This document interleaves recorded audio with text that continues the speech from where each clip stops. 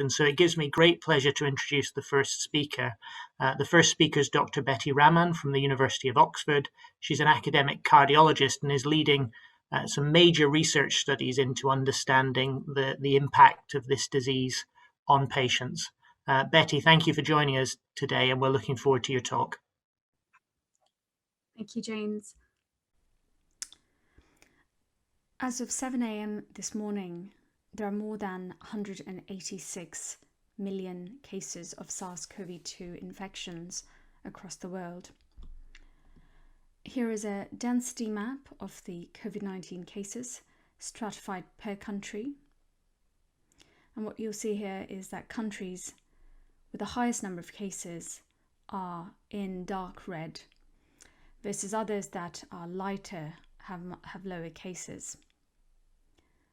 Now, of the 186 million cases of SARS-CoV-2 infection, 170 million have survived.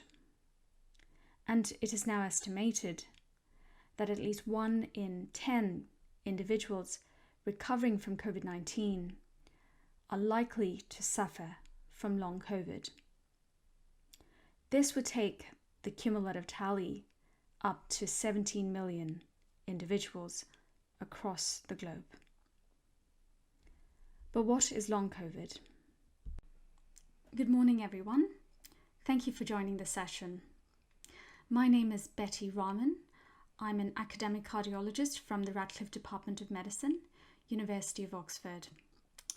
In the last year and a half, I've been researching the medium to long-term effects of COVID-19 on holistic health, and would like to share some of the insights gained through this work and my understanding of this mysterious disease. My work here is funded by the British Heart Foundation and the National Institute for Health Research, Oxford Biomedical Research Centre. So what is this mysterious entity, long COVID? So long COVID, or long haul COVID, or post-acute COVID syndrome are terms used to describe the lived experience of patients who continue to suffer the signs and symptoms of COVID-19 beyond the acute infective period. As you will see from this figure here, taken from a NICE review article, acute COVID may last up to 4 weeks from the infection. And beyond this, scientists have not been able to isolate replicating viruses. Therefore, long COVID or post-acute COVID is a term usually or typically reserved for persistence of symptoms beyond 4 weeks. Now, many of us know that there is still no formal case definition for long COVID as yet. There are still debates as to what this condition should be called. But in general, it is safe to say that there is unanimous agreement that this is a diverse and complex disease, which in many ways has marked similarities with other post-viral syndromes and chronic fatigue syndrome. So what are the range of symptoms that people may experience as part of this disease? Well, there are now more than 4 dozen surveillance studies in the literature which have really captured the multifaceted nature of this entity. And needless to say, social media has played an important role, wielding its power in a positive direction for change, to bring to light the suffering of patients recovering from COVID-19. Many individuals feel like they've been forgotten and have been let down by the healthcare system worldwide. And what are the symptoms that people experience as part of long COVID?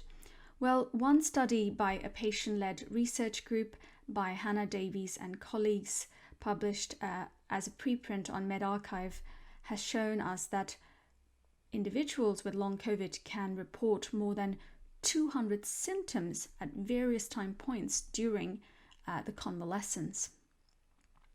The symptoms experienced by patients often tend to span across multiple organs, and virtually every system can be affected from this disease.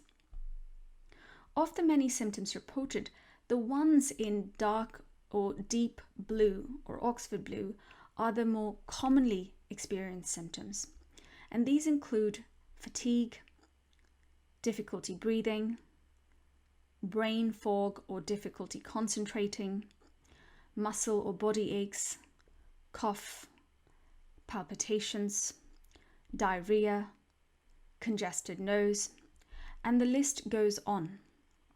So for those individuals recovering from the acute illness, the question regarding long COVID is no longer what if, but more like when. Because we really are dealing with a major health disaster here, which, as I've said before, should be treated no differently to a pandemic on its own. Nonetheless, it's worth noting that there are some differences between long COVID and the acute infection. Because unlike COVID-19, which is caused by a simple virus, long COVID is believed to be an expression of the human body, either in response to persistence of virus or as a result of a confused, hypersensitive immune system attacking its own self. And the human body is far, far more complex than the virus. So this disease really highlights the gaps that are present in our knowledge and underscores the need for us to think of the body as a whole and understand how the various organs talk to each other, to the immune system, and the blood vessels. And for the first time in the history of science and mankind, we've got experts from various disciplines coming together to selflessly crack the code and understand the mysteries that underlie long COVID. What are the risk factors for long COVID? Well, we know from data collected from the Office of National Statistics in the United Kingdom and multiple other large prospective studies that a number of risk factors are found to strongly associate with long COVID. Being female, for example, can increase the risk of developing long COVID by a factor of 1.5. Other risk factors are also present, and these include escalating age, pre-pandemic mental health, asthma, comorbidities, obesity, and in some studies, the severity of infection. But why do we see such a wide range of symptoms? Well, one possible explanation is that there may be factors affecting multiple organ systems simultaneously. So to understand this, it's worth recalling and reviewing the many different ways by which the virus can cause damage in the human body. We've known for some time that although the virus primarily affects the lung, that it can cause injury to other organs. And this is because the virus penetrates the cell using its spike protein, which acts like a key to unlock the door into the cell. Now, this door is called the ACE receptor and is found on the cell surface of multiple organs. And therefore, the virus can enter not just cells in the lungs, but also in the heart, the liver, kidneys, blood, and brain. There are some very elegant experiments using cell culture models, animal models, that show precisely how the virus enters the cell, replicates within the cell, and causes havoc to the internal machinery. The second route is by damaging the inner lining of the blood vessels. The inner lining is called the endothelium, and under normal circumstances, the endothelium is very important. It releases substances that relaxes the blood vessels, keeps the blood flow going, preventing it from clotting, and even protects the organs from the immune system. But when the endothelium is damaged, this increases the risk of clotting and can activate the immune system. Now, a third mechanism is triggering or activating the clotting mechanisms in the bloodstream. This can make the blood sticky and can cause clots even in blood vessels where the endothelium has not been affected. A fourth is due to an hyperactive or hypersensitive immune response, which is either trying to clear the virus that may linger in some of the organs, or could be an exaggerated maladaptive response of the body, which eventually starts affecting itself or attacking itself. What is interesting about all these four mechanisms is that they can affect all the organs, and this is why it remains important to have an open mind about what might be causing long COVID in individuals. But is long COVID just another post-viral syndrome or a form of chronic fatigue syndrome? So let's talk about post-viral syndrome first, starting with the 1918 Spanish influenza pandemic. There are plenty of stories from the early 1900s where patients recovering from the flu were bedridden for weeks and months beyond the acute illness. How about the SARS outbreak? Well, after 2003 SARS pandemic, more than half the patients who survived the initial infection reported post-viral fatigue up to a year following the diagnosis. These symptoms of fatigue did not occur in isolation, but was associated with other symptoms, including sleep difficulties. Of interest, even by 4 years follow-up, up to 40% of survivors reported chronic fatigue, and nearly 1 in 3 met the diagnostic criteria for chronic fatigue syndrome. How about 2009 influenza A? Well, researchers in Norway studying the lasting symptoms of the flu pandemic found that this infection was associated with a greater than 2-fold risk of chronic fatigue syndrome. Some of you may have read about the effects of the Ebola virus. Many patients following this infection report prolonged periods of fatigue, joint pain, muscle pain, headaches, eye problems, and sleep disturbances. Finally, there are many studies attempting to associate Epstein-Barr virus and the human herpes virus with persistent fatigue. What about chronic fatigue syndrome? So as a disclaimer here, I'd like to point out that I'm not an expert in chronic fatigue syndrome and probably don't understand it completely. However, it's worth reflecting on the experience of those who are currently living with CFS.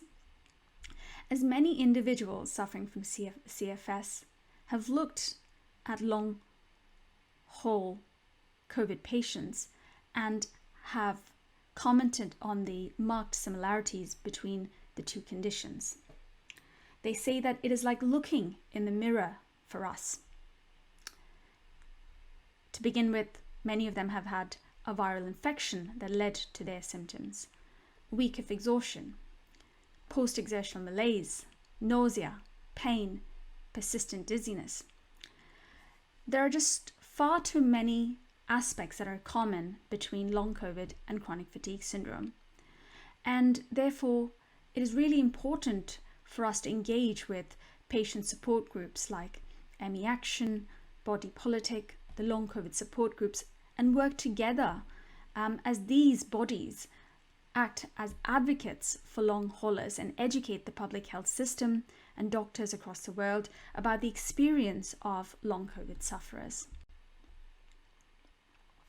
Now, there are many out there who believe that the term long COVID should be reserved only for patients recovering in the community and not for those discharged from hospital. The arguments in support of this are derived from the intensive care literature and papers that describe the recovery or journey of patients, of individuals with critical illness. Now, patients who were admitted to hospital may have received ventilation or other therapies that could affect their organ system. And indeed, these therapies have been shown to be associated with more long-term damage. However, what we do know is that COVID-19 survivors who leave hospital and those recovering from community actually describe very similar symptoms at 3 to 6 months and at 12 months from discharge. And therefore, there is still quite a lot in common. There's still a huge overlap between the two communities, and forcing a distinction between the two undermines the importance of one or the other. So what about evidence of abnormalities on objective tests in long COVID patients?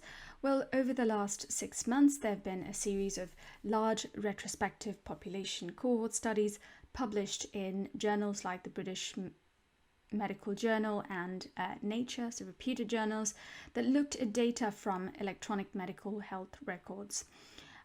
In an American study of 73,000 non-hospitalized individuals with COVID-19, Ziad and colleagues demonstrated that beyond the first 30 days of infection, COVID-19 was associated with a higher risk of neurocognitive disorders, mental health disorders, metabolic derangement, cardiovascular diseases, gastrointestinal diseases, malaise, fatigue, musculoskeletal pain, and anemia.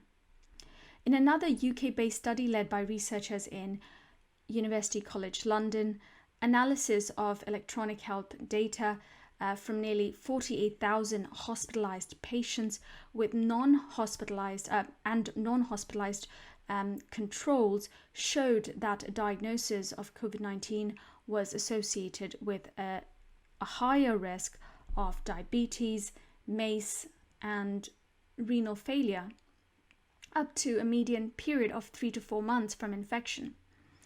What is interesting is that in this study, the risk was not confined to the elderly and was actually more pronounced in non-white patients. Other abnormalities in objective measures have also been reported in prospective follow-up studies of predominantly hospitalized patients. So one put out by investigators from Wuhan, China, found that up to 50% of patients followed up at 6 months had abnormalities involving lung CT. Another study by a UK group in Leicester followed up 1,000 patients who were admitted to multiple hospitals across the UK and reported that somewhere between 22 to 50% of survivors of COVID-19 had impairment in gas transfer, which is an important component of lung function. And of course, they also found abnormalities on routine blood tests, with up to 13% of patients having significant renal or kidney impairment and 7% with signs of cardiac involvement or damage. Now, many of you have heard that there are more advanced and sophisticated measures that can detect organ injury. In particular, magnetic resonance imaging has emerged as quite a powerful technology. And to give you an example of this, at Oxford, I'm leading a multi-center MRI study along with Professor Stefan Neubauer, who's the head of our department. This study is called the CMOR study. And we work alongside FOSS-COVID, the national follow-up study, to characterize and provide deep phenotyping of individuals or patients who are recovering from COVID-19. In an early report or early review of our results, we have shown that 1 in 3 patients recovering from COVID-19 had abnormalities on MRI of multiple organs at about 3 to 4 months from the onset of symptoms.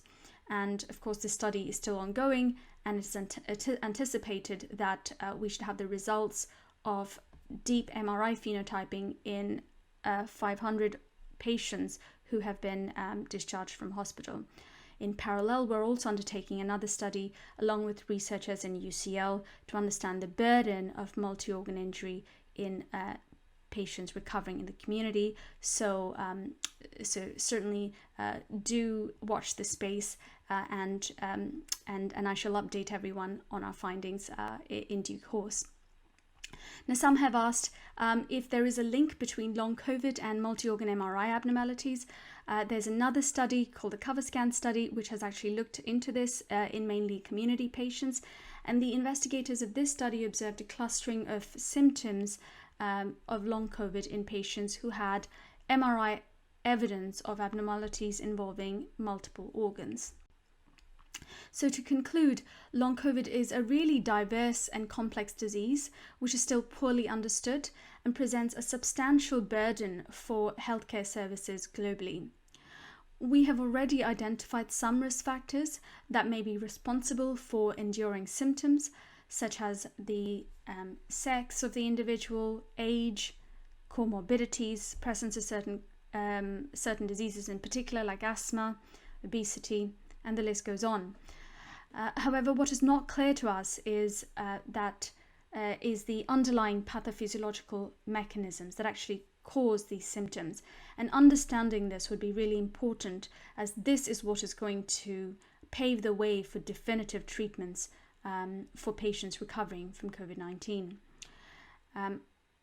Also, effective immunization programs are really needed to reduce transmission and infection.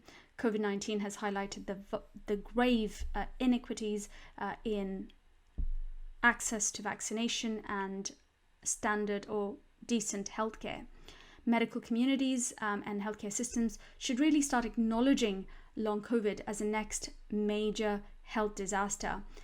Just because we don't understand it, just because we can't explain it, it doesn't mean that it doesn't exist and that it will disappear tomorrow.